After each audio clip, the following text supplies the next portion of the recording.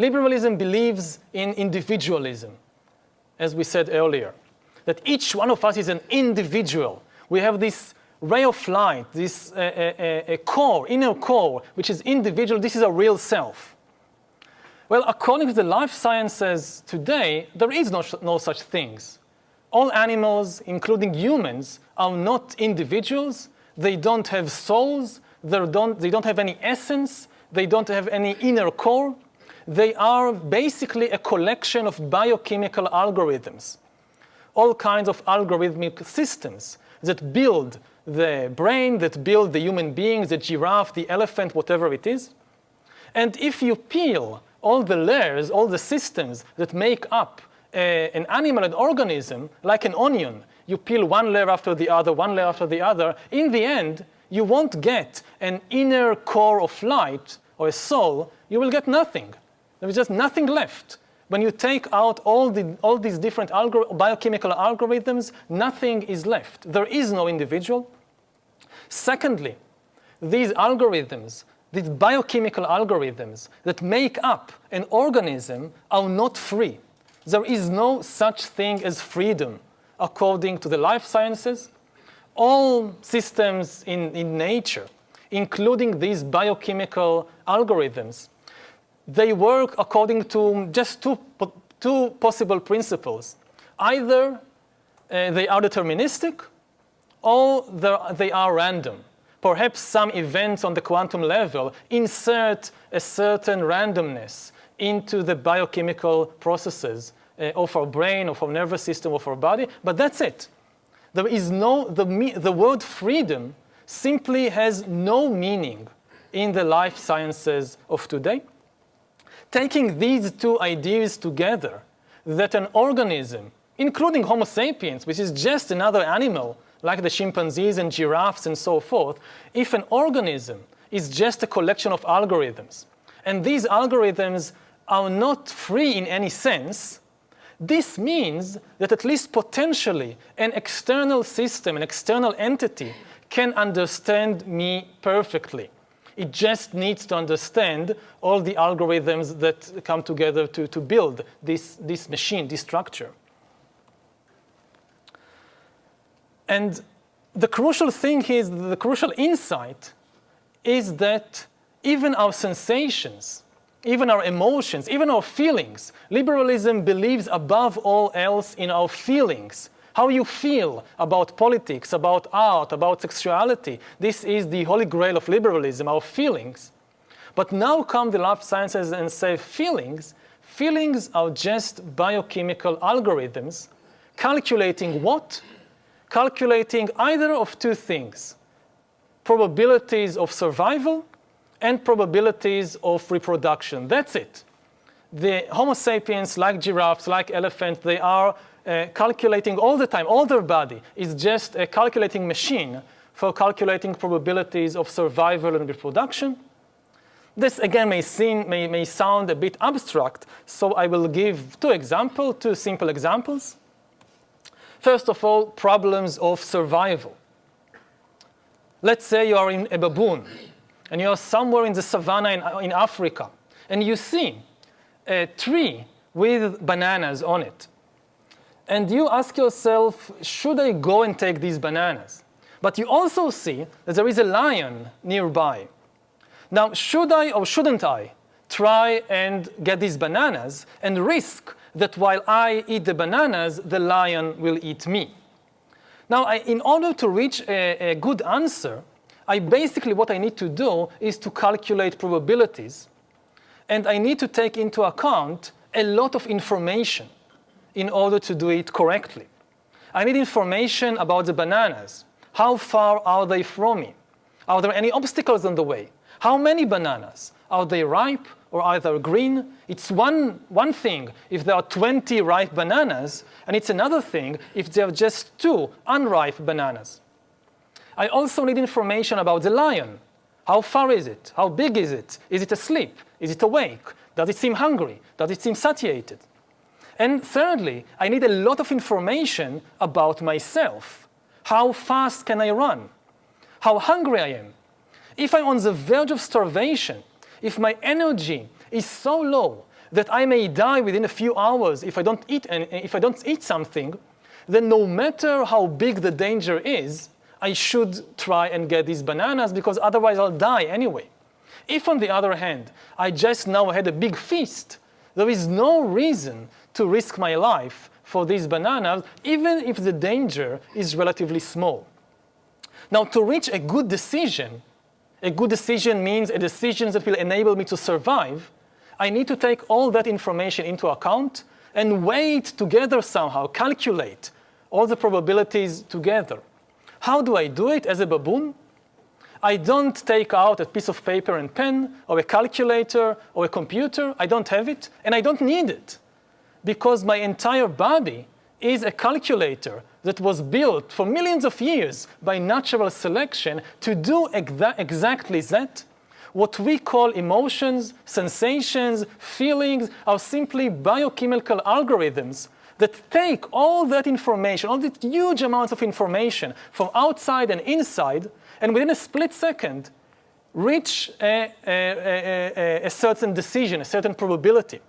Now, the result does not show up as a number, like in some futuristic science fiction movie that the baboon or the person sees a number in front of his eyes. No. The result will come up simply as a feeling. This is what feelings are. They are the result of these calculations. If the result is that I should try and get the banana, it will come up as the emotion of courage. I will feel very courageous, my chest will be puffed up, and I will run to the bananas. If the calculations reach the conclusion, reach the result that I shouldn't risk my life, the chances are too small, then the result again will not be a number, it will be a feeling. It will be the feeling, the emotion of fear. I will feel very frightened and run away. And sometimes the calculations are just in the middle. It's not clear if it's a good idea or a bad idea in terms of survival to reach for these bananas. And this too will show up as an emotion, as a feeling. I will feel confused. I will feel I don't know what to do. To take the bananas, not to take them. This too will be a feeling. The other type of calculation problems that this machine is built to calculate concerns not survival, but reproduction. And again, you look at, if you're a peacock, you look at a peacock. If you're a human, you look at a human. And you need to make up your mind, sometimes very quickly, is this a good mate or not? And again, lots of information floods in from the eyes, from the ears, from the nose, from within the body. And within a split second, you get the result, not as a number, but as a feeling. You will feel this is beautiful, this is attractive. Oh no, it's not beautiful, it's not attractive, it's disgusting, whatever. All these sexual feelings, again, they are biochemical algorithms. They are not some spiritual whatever that comes from the sky. They are the result of very, very complex biochemical algorithms that natural selection has evolved and selected for millions upon millions of generations until they came to us. Now, so far, these biological insights actually supported liberalism. Because liberalism, as I said earlier, it believes in feelings as the supreme source of authority. What I feel, this is the supreme source of authority on the planet. And biologists could come and say, this is actually a very keen insight. This is true. Because if you want to make decisions about your life, and you have two potential sources of authority, say the Bible or your own feelings, biologists will tell you, go with your feelings. The Bible contains the wisdom of a few priests in ancient Jerusalem. That's it. Your feelings contain the wisdom of millions upon millions of years of evolution. The algorithms that are your feelings have passed the most rigorous tests of natural selection. Each one of your genes and each one of your algorithms is here today because it has succeeded for millions of years to pass the most rigorous tests of natural selection. So if you need to make a decision, you better go with your feelings. This was the situation maybe until today. But now things are changing. In two ways, things are changing. First of all, biologists decipher the biochemical algorithms that compose our body and that are responsible for our feelings. They are no longer mysterious entities as they were before. We understand them better and better, why I feel this way in this particular situation. And secondly, we have computer scientists that are creating better and better electronic algorithms. Now, the question that arises today is what will happen once we create an algorithm that knows me better, that understands me and my feelings better than I can understand myself? What will happen then is that authority will shift. It will shift away from the feelings of individuals to these outside algorithms. For our feelings at present, you can say, are the best algorithms in the universe. But after all, they are becoming outdated. They appeared maybe the way that we have them today, maybe a few tens of thousands of years ago in the African savannah. So far, they have been the best algorithms around, but we are now at the position to produce an updated version, something better. And when we have better algorithms, then the authority will shift to them. This is already happening in at least a few fields of life, most clearly in the field of medicine, and decisions about your own body and your own health. I think it's not far-fetched to say that all of you who are now listening to this talk, including myself, the most important decisions about our bodies during our lifetime will not be taken by our feelings, they will be taken by external algorithms.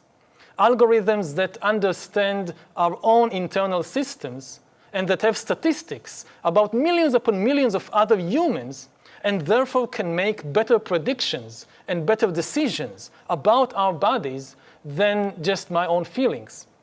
To give a concrete example, I think it was a year ago, 2 years ago, that this very famous story came out with Angelina Jolie, that she had a double mastectomy. Why? Not because she discovered she had breast cancer. She didn't have breast cancer, but she went and did a genetic test of scanning her DNA, and it showed that she carries a mutation in one of her genes that, according to the statistical database, means she has an 87% chance of getting breast cancer. And she had a lot of breast cancer cases in her family. I think that her mother died in a relatively young age from breast cancer. Now, she did not have breast cancer at the time. Her feelings told her nothing, that she is sick, that she should do something. But the external algorithms told her, you have an 87% chance of getting this disease. So she had a double mastectomy, which is a very, very big decision to make in a person's life. And likewise, I think most of the big decisions we will make about our lives in our lifetime will actually be taken by such external algorithms, not based on our inner feelings. Now, when this will spread to more and more fields of life, liberalism will collapse, not necessarily violently, but it will simply become outdated. People will move authority to a different place. This has happened before in history, in the transition from the Middle Ages to the modern age. In the Middle Ages, at the time when the dominance was of theist religions, when people had faced a decision, a problem, the practical guideline they received was listen to scriptures. Read what is written in scriptures. This will give you an answer. Now, the rise of liberalism was not a theoretical change. It was not just a matter of philosophy. It was a practical matter of how people actually make decisions in their daily lives. If previously, when they faced a problem, say who to marry, they open scriptures and look for the answer. Now, with the rise of liberalism, the guidance was listen to your feelings. Go maybe at night, climb a high mountain, look at the moon, look at the sea, try to connect to yourself, see what you really feel, and go with your heart, go with your feelings. This was a practical guidance. It was not just theory. Now we move to the next stage, when people say, don't listen to your feelings, what do they know? Listen to Google, or listen to Amazon, or to Facebook, or whatever. They understand how you feel better than you know how you feel, because they have much more information and they have much better algorithms than what natural selection gave you. They have information not only about your emails and your books and so forth, but the latest rage is that all these biometric devices that you wear on your body and that get constant stream of information about your blood pressure and your sugar levels and whatever. And of course, do a DNA test and so forth and so forth. And if you have all this information and these superbly built algorithms, you can get much better answers than from your feelings, or certainly from the Bible.